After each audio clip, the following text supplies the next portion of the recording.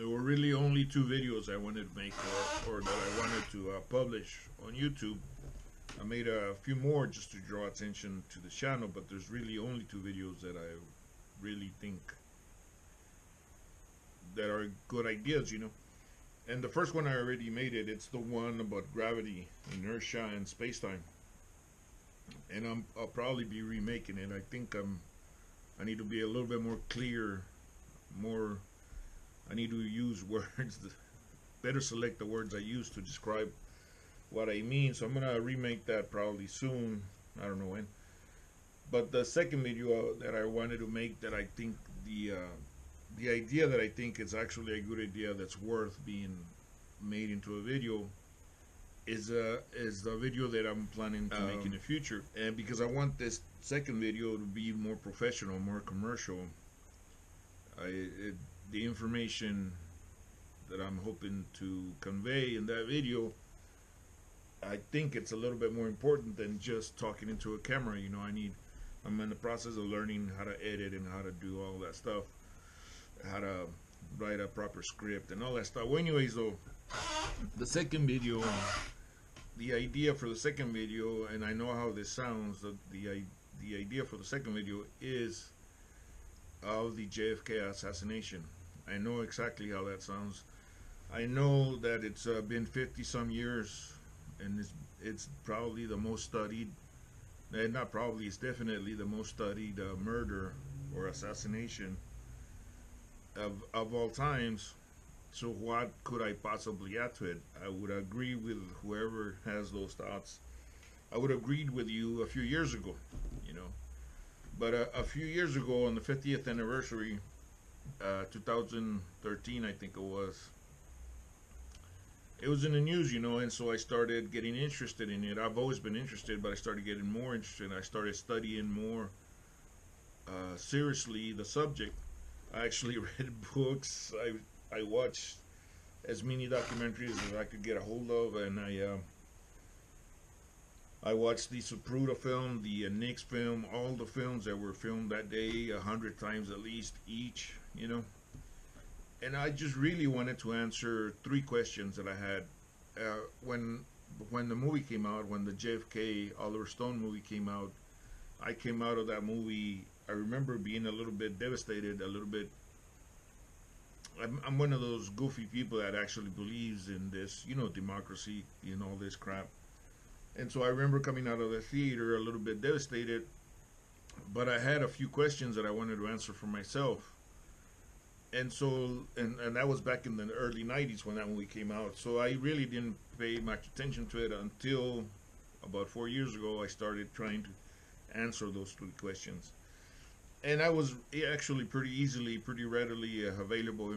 I was able to answer those three questions I had, but I developed even more questions, and I was able to find answers to those questions, and I know how that sounds, new evidence of the assassination that no one, not the government, not the Warren Commission, not the second investigation, the Senate investigation, assassination investigation in the 70s, were able to find. Which, when I found this new evidence, I assure you, nobody had more doubt than me. I kept thinking, why wouldn't this be obvious? Why wouldn't somebody else had seen this years ago? You know, not just 50 years after the fact, after everybody studied it.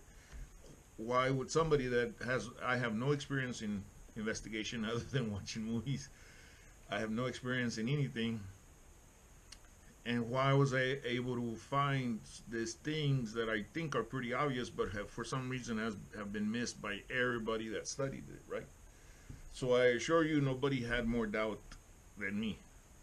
I had to review it, study it, until I was able to convince myself that it was actual evidence, actually new evidence. I found actual new evidence of the JFK assassination, and I know how that sounds. And the new evidence was fantastic enough, but I think I was able to find more logical, more simpler, you know, the old uh, saying in science is the simplest answer is usually the right answer. I was able to find what I think are simpler, more logical answers to questions that were out there that other investigators were able to were having a hard time with, right?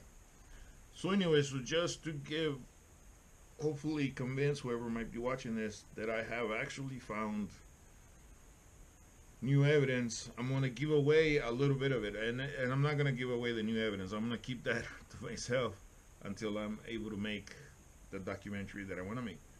And like I said, I'm in the process of learning how to make a documentary. I've actually asked people to help me out, people that, according to them, they know what they're doing or know at least more than me. So far, nobody, there hasn't been any takers, nobody wants to.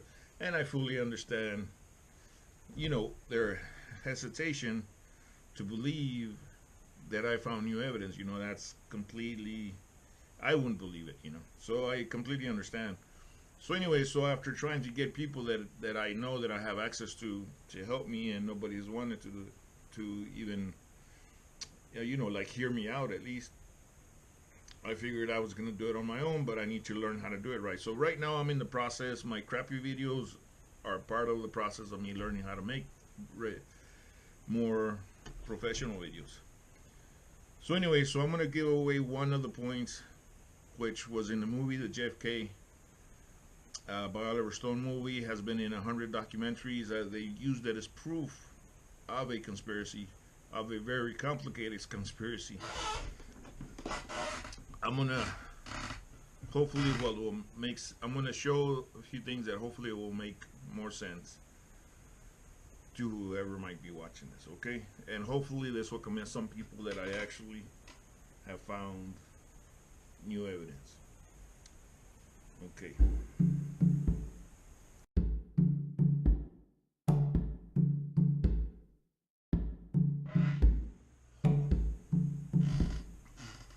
Okay, so this is the evidence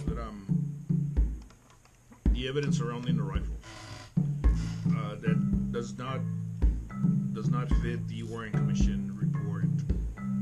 At least at first glance, does not fit the Warren Commission report. The rifle that was found on the 6th floor that conspiracy theorists claim was a decoy rifle. The scope was completely out of line, was completely useless. The Warren Commission admits to it, and the Warren Commission ignores that evidence in their explanation of the sequence of events of that day.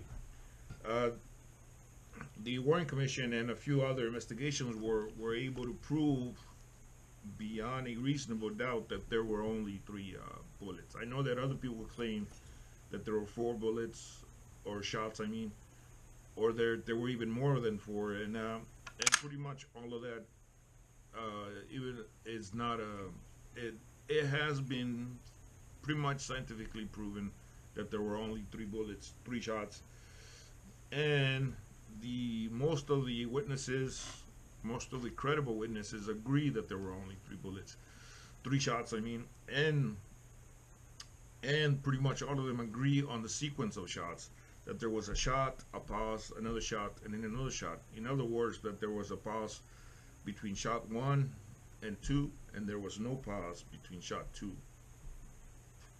and 3.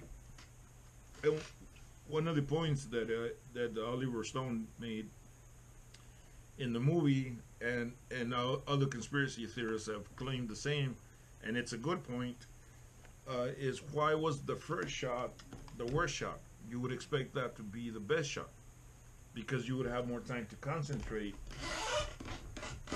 So it should have been your best shot. And why was the second shot better than the first shot? And why was the third shot, the shot that you would expect to be the worst shot, the best shot, the kill shot? The sequence of that does not fit, does not make sense.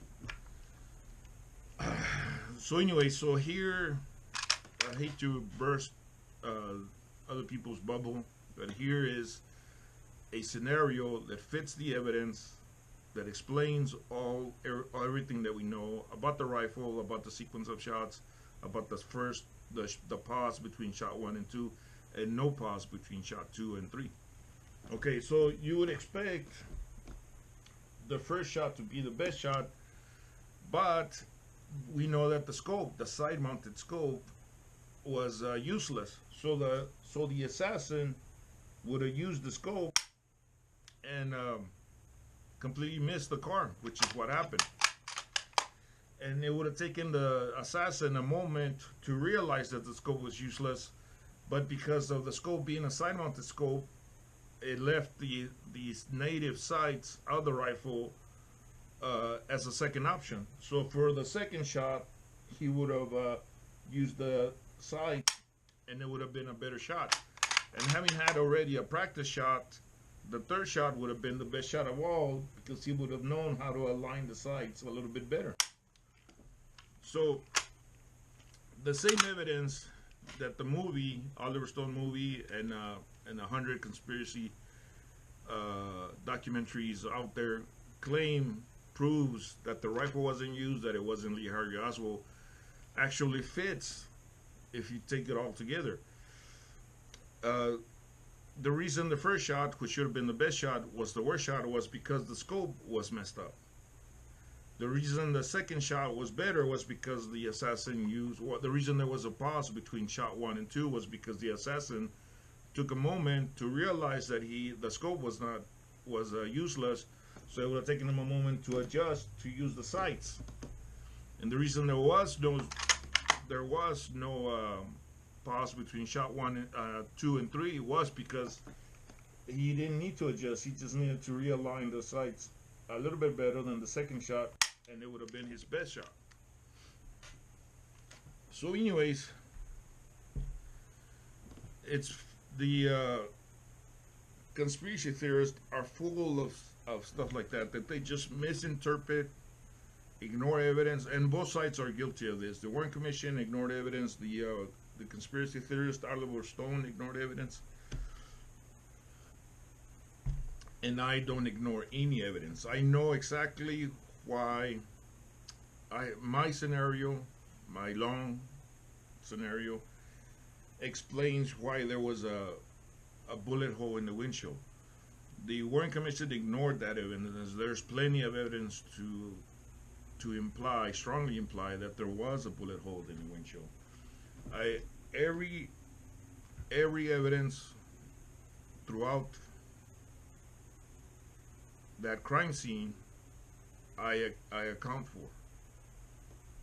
Every evidence, even why the head goes forward and then back.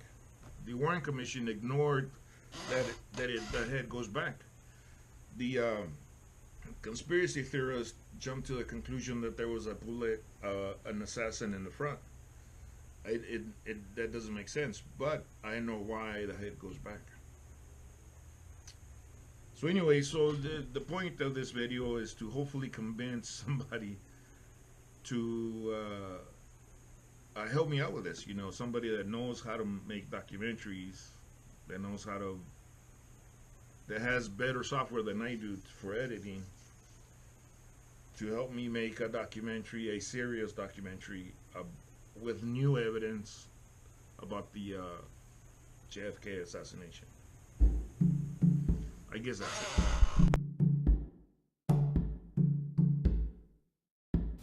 And the car was turning the corner, and we heard the first shot. And then 2 more closer together. Total of 3. Time, Mr. Norman. Well, I heard a shot when the motorcade came by. The first shot seemed like the president slumped. Then I heard 2 more shots. So you heard a total of 3 shots? Yes, sir. And there were 3 shots. The second 2 shots were immediate. It was almost as if one were an echo of the other. And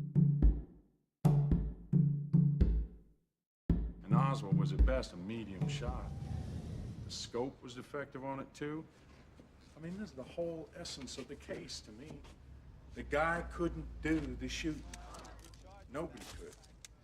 And they sold this lemon to the American public. Fruta film was the proof they didn't count on, Lou. get our hands on it.